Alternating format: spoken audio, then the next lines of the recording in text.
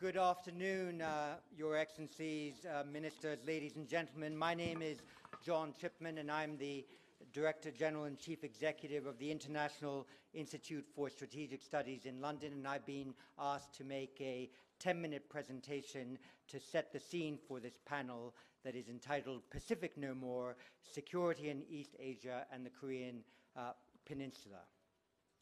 IISS data shows that after overtaking Europe as the second largest defense spending region in 2012, Asia in 2016 spent 1.3 times more than Europe on defense when measured in constant 2010 US dollars.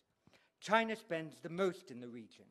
Its official defense budget is 1.8 times higher than the combined budgets of South Korea and Japan, and 3.7 times higher than other states surrounding the South China Sea put together. Professor John Chipman's remarks make me remind us how when you examine Asia, you seem look at things from another angle. For example, here, yesterday, the defense minister, and today the other defense ministers and prime ministers, they were all talking about how important it is for the NATO members to increase their budget, defense budget share to 2%. And it's necessary. It's one of the hot issues debated here. And when talking about Asia, John Chipman, you sounds like you Asians are doing too much. And China has been keeping its defense budget at 1.5% of its GDP all these years. And I don't think our State Council agrees to raise it to 2%. 1.5% is quite okay. But every year when we are having the Congress, I'm the spokesperson of the Congress, and the first question to me at the Congress press release is China's defense budget.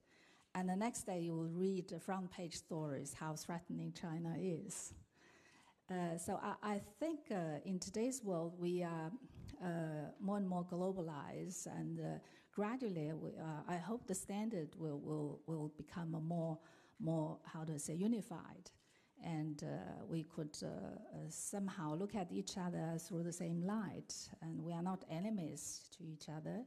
And I also agree that there should be very good analysis of the defense development, and there'll be good explanation to each other why we're doing so, and we should feel more comfortable about it.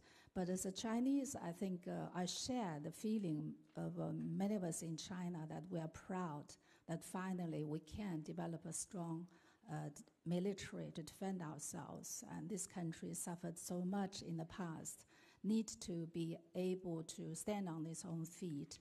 And China's safety, China in peace, is very much part of the peace and safety of the world.